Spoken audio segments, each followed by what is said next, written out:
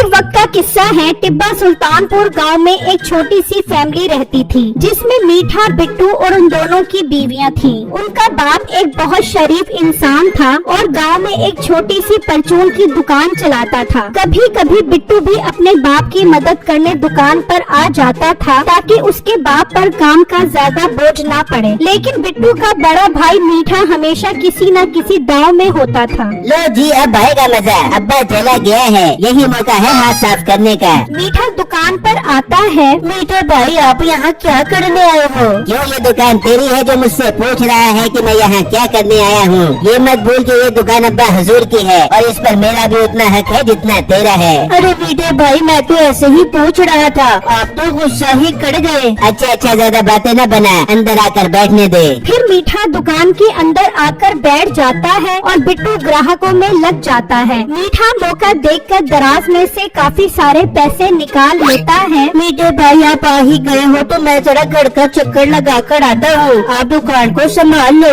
नहीं, कोई जरूरत नहीं है। एक तो तुझसे मेरा सुकून से बैठना ही बर्दाश्त नहीं होता। मैं जा रहा हूँ तो कोई मुझ पर इल्जाम ही न लगा दे। भलाई का तो भाई जमाना ही नहीं है। मीठा वो पैसे लेकर वहाँ से चला जाता है और उन पैसों का बहुत सारा सामान लेकर घर आता है। ले बेगम, ये बहुत सारा सामान मैं तेरे लिए लेकर आया हूँ। आज रात में अच्छी सी मूवी देखेंगे और ये सारा सामान रगड़ेंगे।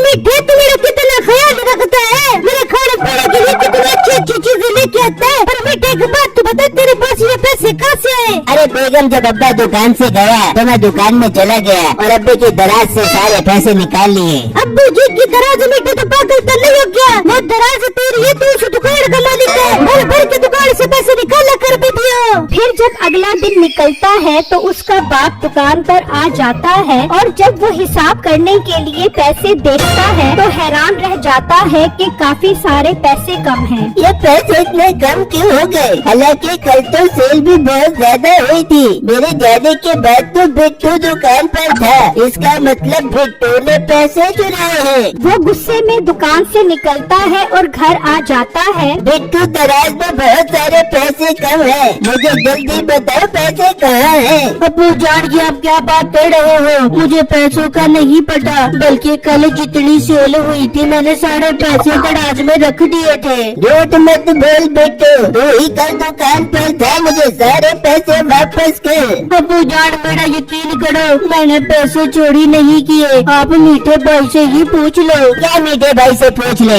अब तू अपनी चोरी का इल्जाम मुझ पर लगाएगा? अब्बू जान, मैं आपको अच्छा भला कहता था इसे दुकान में मत घुसने दो, ये कोई गुल खिलाएगा, मगर आपने मेरी एक बात नहीं मानी। अब देख लिया आपने अंजाम। मीठे, तो बिल्कुल ठीक कहता था। बिट्टू, आज से तेरा दुकान पर जाना बिल्कुल बंद। तू आज से गाय का गोबर उठाएगा और इसका दूध निकालेगा। अब सिर्फ दुकान पर मेरा बेटा मीठा बैठेगा।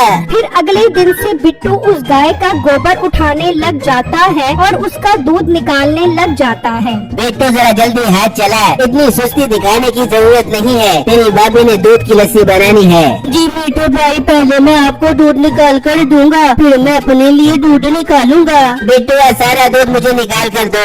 आज मेरी सासू माँ घर पर आ रही है, वो दूध बहुत शौक से पीती है। पर मीठे भाई, आपको पता है मुझे दूध कितना पसंद है। ऐसा न करें, आधा दूध आप ले और आधा दूध मुझे दे दे। ओ पसंद के बच्चे, ज्यादा मिश्रा न बन, जैसा कहा है वैसा कर। शाबाश, सारा दूध निकाल कर दे।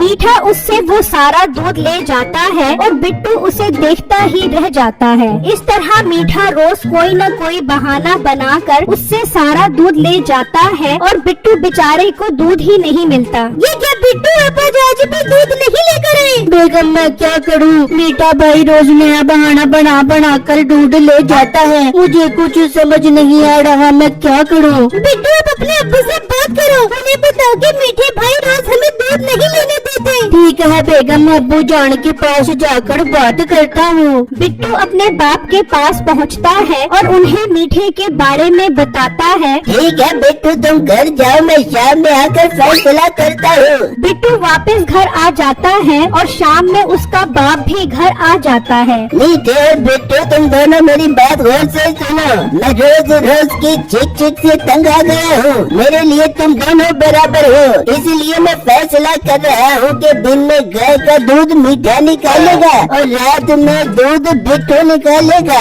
ये सुनते ही बिट्टू खुश हो जाता है और मीठे का मुंह बन जाता है। अब्बू जान, मुझे आपका फैसला बहुत पसंद आया है, मुझे मंजूर है। मैं रात में ही गाय का दूध निकालूंगा। बेटे, तुम्हें फैसला मंजूर है? बस ठीक है, अब्बा जो फैसला कर दिया है। अब दिन में ये गाय मेरी है और रात में ये गाय बिट्टू की है। फिर जब अगला दिन होता है तो मीठा गाय का दूध निकालना शुरू कर देता है और निकाल कर ले जाता है और फिर रात होने से पहले दोबारा आ जाता है और बाकी का बचा कुचा दूध भी निकालने लग जाता है। मीठे भाई, रात होने वाली है, अब तो बस करो गाय का दूध निकालना। ओ हेलो, रात होने वाली है, अभी हुई नहीं है। ये गाय रात में तुम्हारी है। मीठा आखिरी कतरे तक उस गाय का सारा दूध निकाल लेता है, यहाँ तक कि उस गाय में बिल्कुल दूध नहीं रहता। मीठा वो दूध लेकर चला जाता है और जब बिट्टू दूध निकालने की कोशिश करता है तो एक कतरा भी नहीं निकलता, यहाँ तक कि सुबह हो जाती है। ओए मोटे, चल उठ,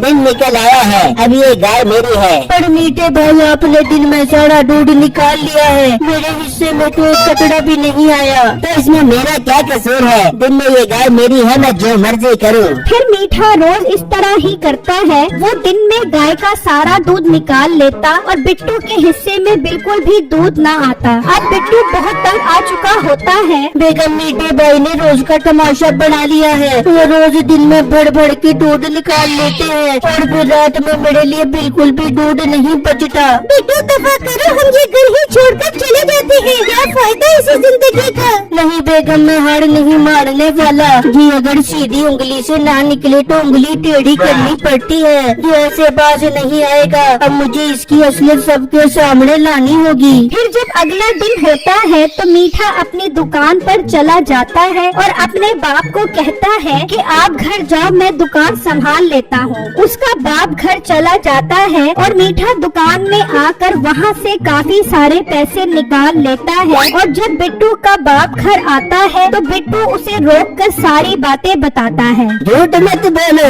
उस दिन मीठा घर पर था। नहीं अब्बू जान, वो उस दिन दुकान पर आए थे, मैं तो ग्राहकों में लगा था, उन्होंने ही दराज से पैसे निकाल लिए थे। नहीं मीठा, ऐसा नहीं कर सकता, उसे क्या जरूरत है चोरी करने की? ये कहकर उसका बाप वहाँ से चला जाता है और फिर जब अगला दिन निकलता है तो वो दुकान पर आकर दराज देखता है तो उसमें काफी सारे पैसे कम होते हैं। उसे अब बिट्टू की बात पर थोड़ा थोड़ा यकीन आने लगता है। इसका मतलब बिट्टू ठीक कह रहा है, कहीं ये मीठा ही तो पैसे नहीं चोरी कर रहा है। मुझे खुद इस मामले की तह तक जाना पड़ेगा। फिर शाम में उनका बाप घर आता है तो देखता है कि मीठा दूध निकाल रहा है। मीठे भाई गुजारा, अब तो बस करो, इतने दिनों से आपने मुझे दूध ही नहीं लेने दिया, सारा दूध निकाल लेते हो। रात में गाय पीड़ी कचरा भी दूध का नहीं देती। तो मोटे मैं क्या करूं? तूने सुना नहीं था अब्बू जान ने क्या कहा था कि ये गाय दिन में मेरी है, मैं इसको काटूं मारूं या इसका सारा दूध निकालूं, मेरी मर्जी। फिर मीठा सारा दूध निकाल कर चला जाता है और बिट्टू दूध निकालने की कोशिश करने लग जाता है, लेकिन दूध ही नहीं निकलता। बेटा ना दूध निकाल, दूध नहीं निकलेगा। हाँ पूजान, मीठा भाई सारा दूध निकाल गए हैं। मैंने तो बहुत दिनों से दूध भी नहीं पिया, वो उसके थनों में दूध ही नहीं छोड़ते। बेटा मुझे सब पता लग गया है, तुम परेशान ना हो, मैं बस कल उसे रंगे हाथों पकड़ना चाहता हूँ। फिर अगले दिन बिट्टू और उसका बाप छुपकर मीठे को देखते हैं। वो दराज में से बहुत सारे पैसे निकाल लेता है। फिर उसका बाप दुकान पर आता है तो मीठा उसे देखकर डर जाता है। अरे मर गया अब्बा, कहाँ से आ गया? बेटा तो इतना परेशान क्यों हो गया है? अब्बा जान शुक्र है आप आ गए। अभी दुकान पर चोर आया था, सारे पैसे निकाल कर ले गया। मैंने बड़ी मुश्किल से अपनी जान छुड़वाई है उससे। पर बेटा मैं तुझे छुप कर देख रहा था, दुकान पर तो कोई चोर नहीं आया, वो दराज से पैसे भी तूने निकाले हैं। वो अब्बा थोड़े पैसों की जरूरत थी, इसीलिए मैंने पैसे निकाले थे। इसका मतलब तू ही पैसे चोरी करता है और मैं भी तू पर शक कर रहा था। तू अब मेरा बेटा ऐसा नहीं है, तू और तेरी बीवी अब मुझे घर पर नजर न आना। अबू जान ऐसा मत करो, मैं आज के बाद ऐसा नहीं करूँगा। तू अब घर पर रहेगा तो ही ऐसा नहीं करेगा ना। अपना सामान उठाओ और निकल जाओ मेरे घर से। वो नसीबो और मीठे को घर से निकाल देता है और उसका बाप वो गाय बिट्टू को दे